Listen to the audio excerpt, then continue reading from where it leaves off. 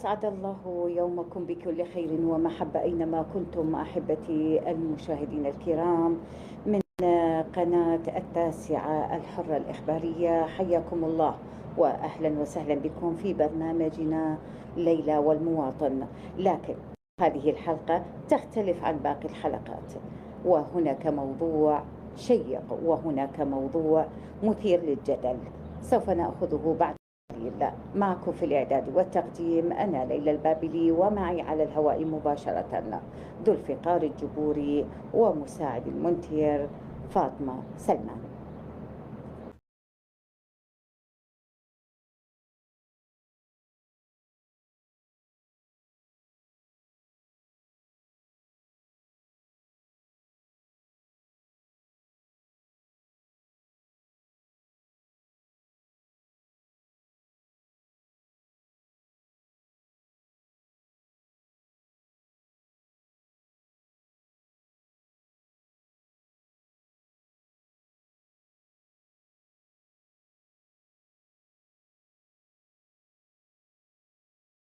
هي عودة إليكم أحبتي المشاهدين الكرام، ونرجع وياكم. وأكيد اليوم عندنا ضيف لهذه الحلقة.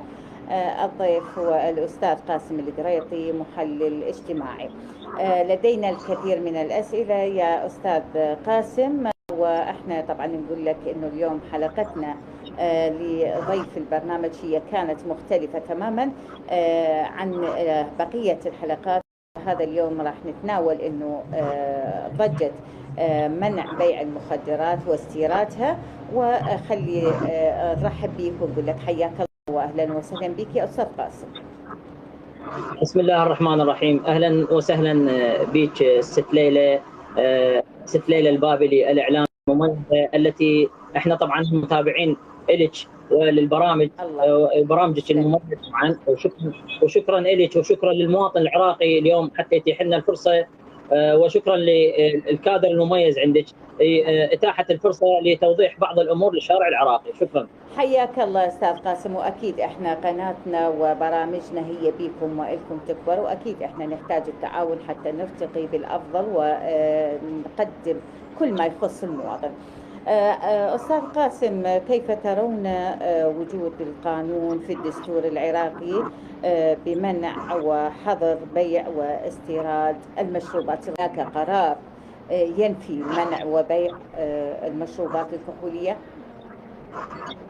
نعم ست ليلى، فقط للتوضيح ست حتى للشارع العراقي.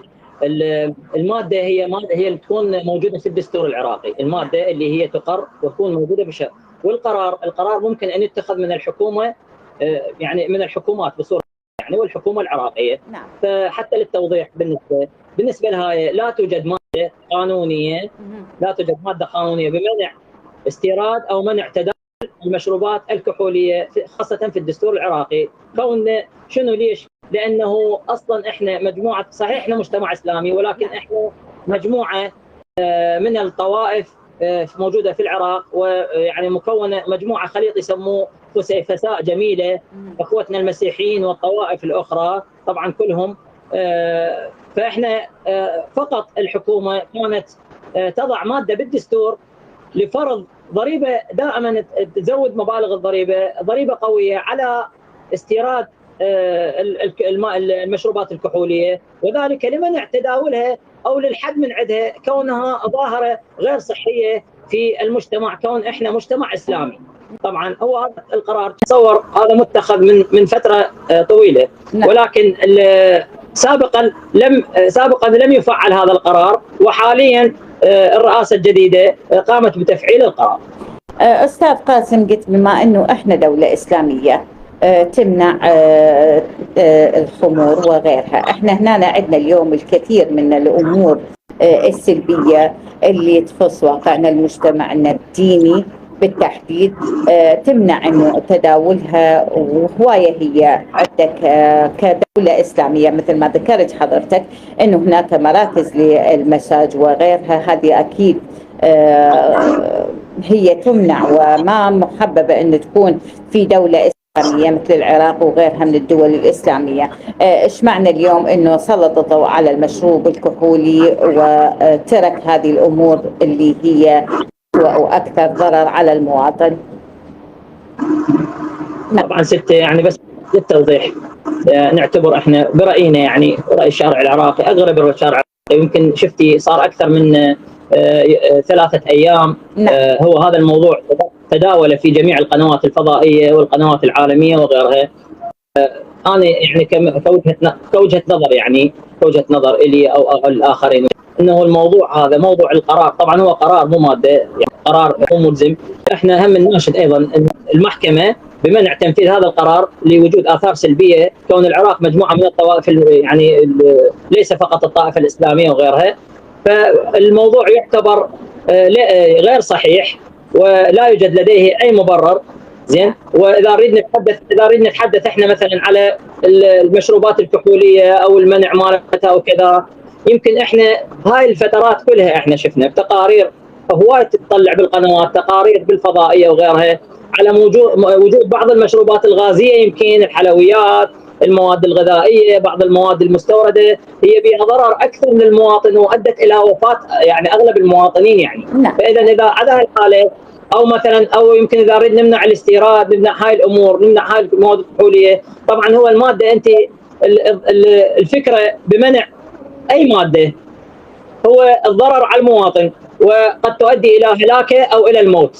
هذا يعتبر نعم استاذ قاسم. نعم استاذ قاسم، احنا نشوف دائما يعني بالصيدليات انه المواد المنومه وغيرها هذه ما تصرف الا بوصفه صحيه، العفو، وصفه طبيه من دكتور، وهذه الوصفة انه يحدد بها مرة واحدة ينعطي هذا المواد المنومة او المخدرة لأعراض الحالات النفسية وغيرها. اليوم احنا نشوف تنباع علما ما كان الا قلة من الصيدليات هي اللي متخذة الخطوات. واني قبل انه حكيت في هذا الموضوع، وهناك صيدليات قدمت الاسماء الصيدليات الى مدير الصحة قبل كذا سنة. احنا اليوم خلينا نقول انه المنع المشروب الكحولي من الاسواق في العراق. هنا ايش تتوقع حضرتك، انه هل هناك الاشخاص اللي ياخذون او يحتسون الخمور، احنا نقول اللي يحتس الخمر يكون في مكانات خاصه بهم، ما يطلع للشارع، في اكو قوانين يعني تحد من عنده، لكن اليوم احنا نشوف المواطن اذا منع من عنده الخمر، هل تعتقد حضرتك انه راح ينجرف الى اشياء اكثر، لربما قتل، لربما سرقه، لربما تعاطي المخدرات، واللي هذا اخطر بالاف المرات من المشروبات الكحوليه، فماذا ترون في ذلك؟ نعم، قبل لا اجاوبش، طبعا للتوضيح احنا قلت لك ست ليلى قبل شويه من ذكرنا احنا، طبعا هذا القرار اذا ترجعين سابقا هذا القرار تم اقراره بالبرلمان، قرار يعني مو ماده دستوريه، قرار. انا دا اكد اقول قرار، لان القرار ممكن ان يمنع ان يلغى بقرار من المحكمه الاتحاديه وليس ماده دستوريه ثابته.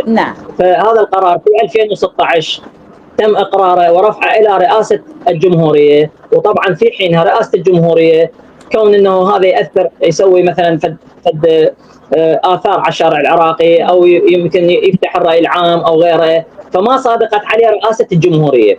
فما هي الاسباب الان انه هاي هسه احنا ينثار هذا نفس هذا القرار هو ينثار ويوقع عليه رئاسه الجمهوريه الجديده؟ فهل هناك، انا اعتبر انه هذا القرار اولا ليس من الصحة انه هذا القرار انه ينزل الى الشارع العراقي، هاي اولا. وانا اعتبره بوجهة نظري اني انه هذا محاولة من بعض الاحزاب كون انه هي مقبلة على الانتخابات، محاولة لكسب الشارع العراقي والدعاية الاعلانية، كون الكثير من الشارع ضد هذه الظاهرة، يعني يعتبر انه كمجتمع اسلامي يمكن الاكثرية ما يرغب انه هاي من المشروبات او شخص انه هذا يشرب وهذا كذا ويجي، فيستغلون الشارع العراقي اللي هو اكثر من 90%، فيقول لك هذا القرار انه هذا دعايه واعلان. انا بوجهه نظري هذا، والقرار ليس لديه يعني فد شيء من الصحه. انا بوجهه نظري يعني. نعم، يعني نفهم من كلامك استاذ قاسم بانه سياسي وليس ديني. طبعا هو يعتبر هذا الجدل انه هو يكون سياسي طبعا. وليس ديني.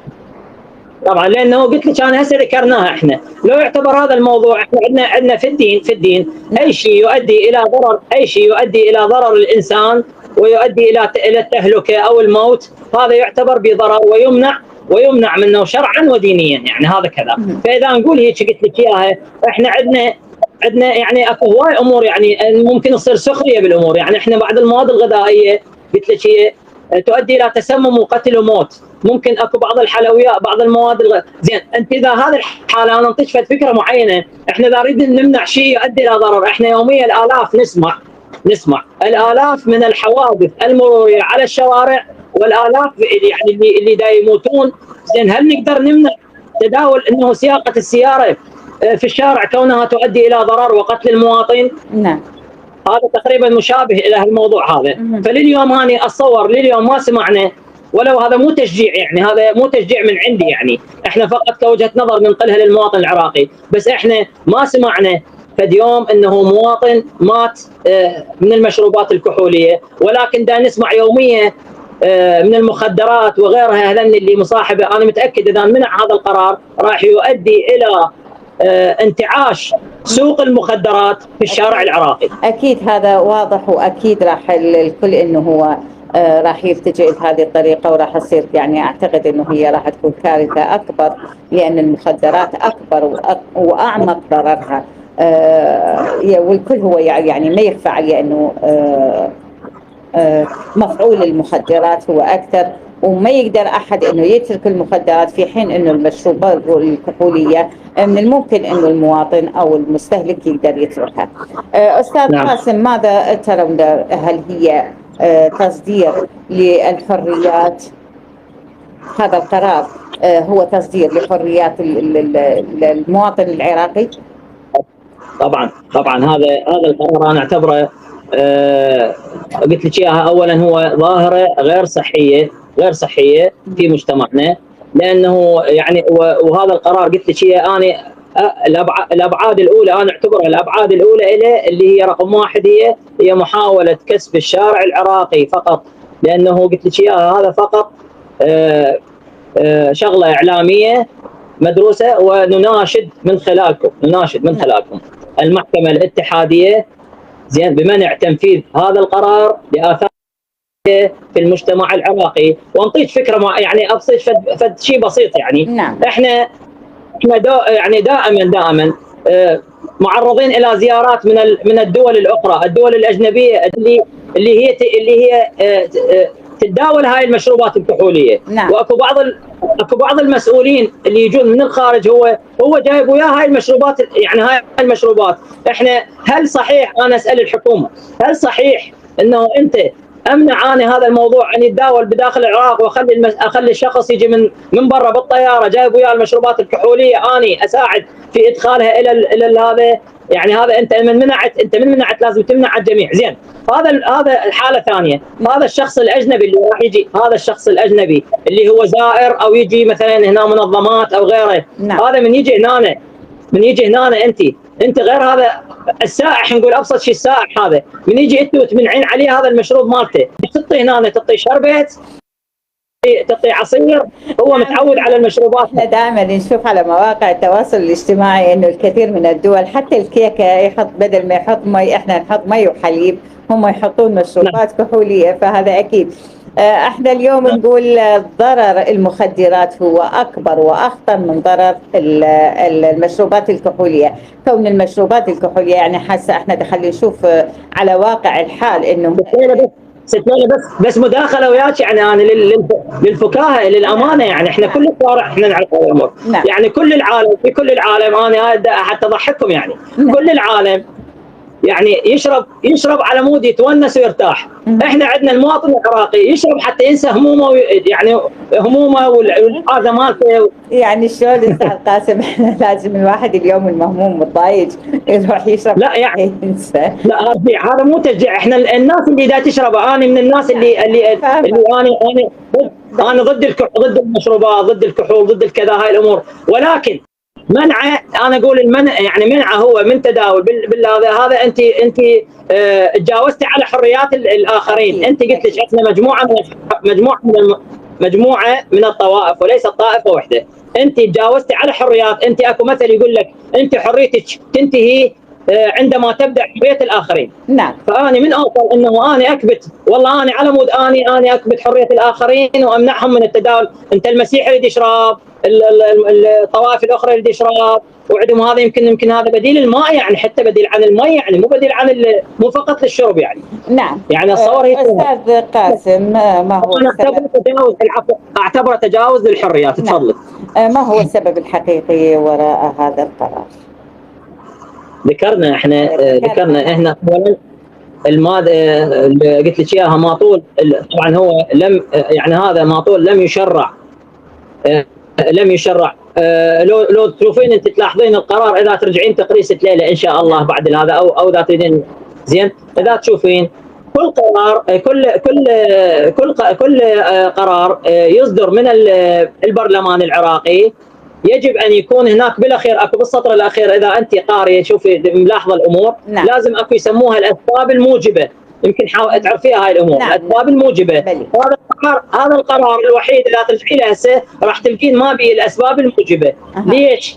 زين انت وضح للشارع ليش سويت هذا؟ شنو سببه؟ نعم.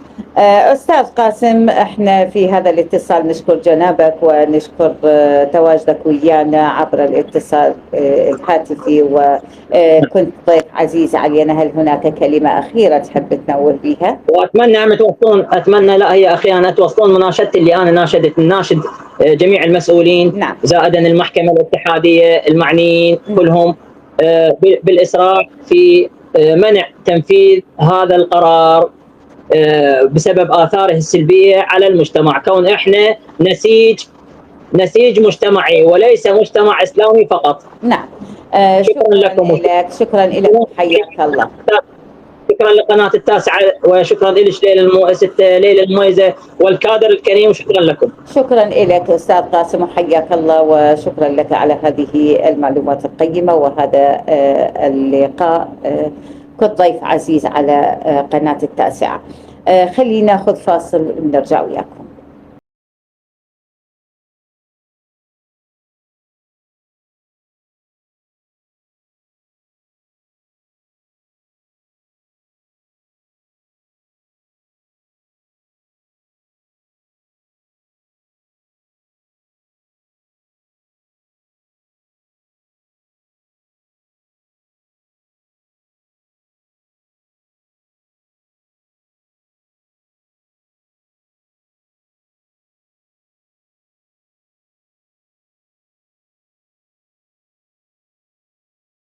أحبتي المشاهدين الكرام، وأكيد هذا الموضوع أثار جدل الشارع العراقي.